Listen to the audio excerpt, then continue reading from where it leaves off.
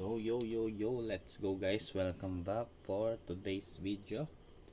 So ang i-review natin ngayon is si BidFi Exchange and Apex.exchange. So ano nga ba yung ma-offer ng dalawang trading platform na to, no? So introduction muna tayo kay BidFi. Ano nga ba si BidFi, ano? So dito po sa BidFi, ang Build Your Dream Finance is nag-o-offer po sila ng buy and sell coins ng inyong mga Bitcoin, Ethereum, Litecoin, Dogecoin, and other altcoin. So kung makikita natin dito, may nakalagay dito na start trading now, ano? And ito naman po yung kanilang mga spot pairs.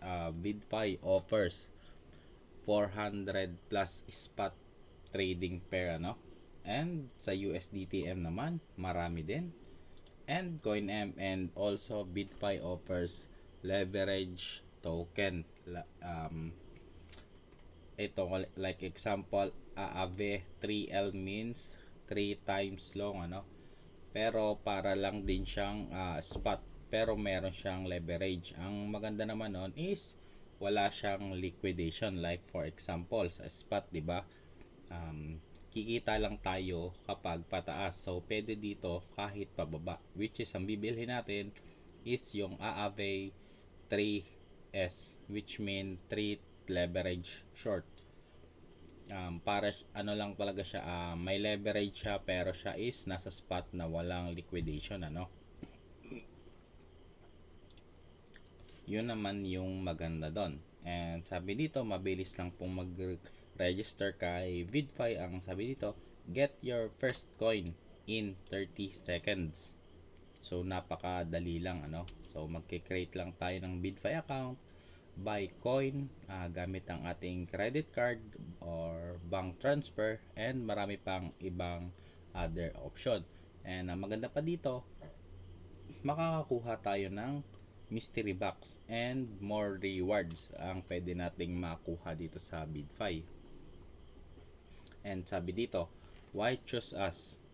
So bakit nyo daw pipiliin si BidFi? Kasi si BidFi po is merong license sa US, Canada, and na feature na din siya sa Forbes Advisor, ano? Mga ano to, mga mamahalin na anong tawag ba dito? Let's say mga luxury people na not quite sure kung ano yung exact term, ano? So pero pag nakinig kasi nating Forbes, parang ano, grupo siya ng mga mayayaman, parang ganun. Hindi lang ako sure masyado. So ang sabi dito, multiple licenses and service diversification. And meron din sila ngayong copy trading, pero yung maintenance po, yung kanilang light contract, kasi nandun yung copy trading, ililipat na po nila yun sa USDTM, ano? So magma-migrate sila from light to USDTM sa perpetual. And easy deposit and withdrawal po dito kay BidFi. And sabi pa dito, trade anywhere. So kahit nasan tayo, kung dala natin ang ating laptop, sa mobile phone, basta may internet tayo, pwede tayo makapag-trade anytime, anywhere, ano? Basta may signal, syempre. And na-feature na din si BidFi sa mga iba't ibang media, no? So Cyber News, Forbes, Crypto News, AMB Crypto, BitDegree, Nasdaq, Bitcoinist.com, and marami pang iba. Ito yung mga partner ni BidFi, ano? So dito naman tayo syempre sa Apex Exchange. Ano nga ba si Apex Exchange? Ang sabi dito, multi-chain permissionless trading. So decentralized exchange and centralized exchange. Meron naman silang parehas pros and cons, ano? So ang cons lang sa centralized exchange, which means sila yung handle ng iyong account, unlike dito sa decentralized, ikaw mismo nasa iyo lahat ng custody. So may support din naman, pero kapag kasi yung ginagamit mong wallet is na wala mo yung like for example yung seed phrase or private key, so hindi mo na mare-recover yung funds mo. So yun naman yung disadvantage ano. And sabi dito, token utilities. So meron na palang token to si Apex. Nga pala, hinihintay ko din na ma-release yung token nitong BidFi, which is yung DBYD token. So wala pang update sila regarding dito. Pero ang nasabi nila sa akin is meron silang plan. So okay, launch up natin to. Ano nga ba yung ino-offer ni Apex Exchange and BidFi Exchange? So check muna natin yung kanilang futures trading. So meron naman silang futures trading parehas. And the leverage, like I said, on BidFi offers up to 200x leverage. While Apex Pro, how much kaya ang kanyang ino-open? So try lang nating mag-connect sa Trust Wallet. Scan lang natin. Give me a minute guys. I-open ko lang yung aking Trust Wallet. Scan QR code.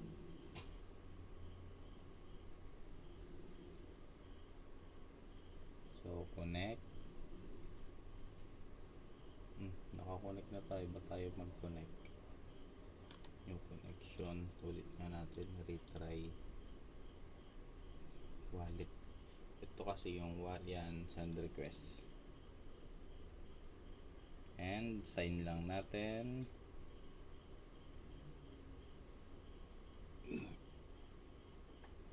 Okay na. Done. So ang ino-offer na leverage ni Apex Pro is yun lang. Up to max 30x leverage lang yung ino-offer ni Apex Exchange ano, unlike kay BidFi offers up to 200x leverage compared to 30x lang. Pero syempre hindi naman porket mataas yung leverage is mas maganda na. Syempre meron din po yung risk management. Okay. Kasi kung scalper tayo, syempre mas pataas sa 30x yung leverage natin, lalo na kung hindi naman ganon kalaki yung funds natin ano, kasi baka sabihin ng iba okay lang naman mababa yung leverage basta mataas yung margin. So tama naman, pero hindi naman po kasi lahat is meron kakayanang magtaas ng margin ano. Like for example, meron tayong mga kilala sa group na $10 lang yung budget nila. So sasabihin ng iba, sige pwede 30x, pero yung margin let's say $1,000. So hindi naman po tayo pare-parehas ano. Okay, ano pa ba yung ino-offer ni? Tignan lang natin kung maraming. Yun lang, konti lang yung listed na coins sa kanilang futures market ano. And dashboard, let's check the dashboard. Minute. So wala din silang spot. And yun lang, nabagit natin, wala silang spot trading. So si BidFi po is nag-o-offer ng spot trading, which you can hold your asset here. You can buy and sell crypto on BidFi na nasa 400 plus 400 plus spot trading fair no. So marami-rami yon kung ano yung gusto natin talagang mabili dito sa BidFi.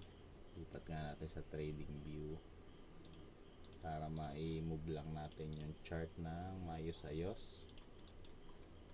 So ayan, and punta tayo sa higher time frame. Ayan. So dito sa spot,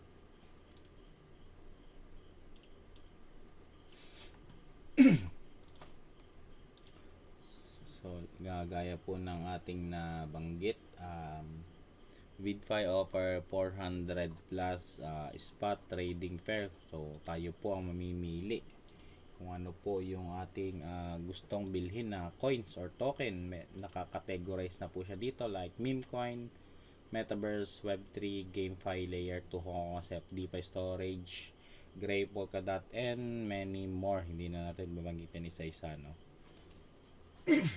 And also, you can buy crypto directly using your credit card or debit card, guys.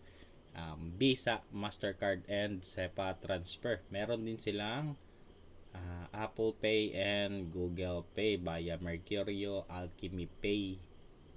So sa Bangsya meron lang silang Apple Pay. So ayun lang guys.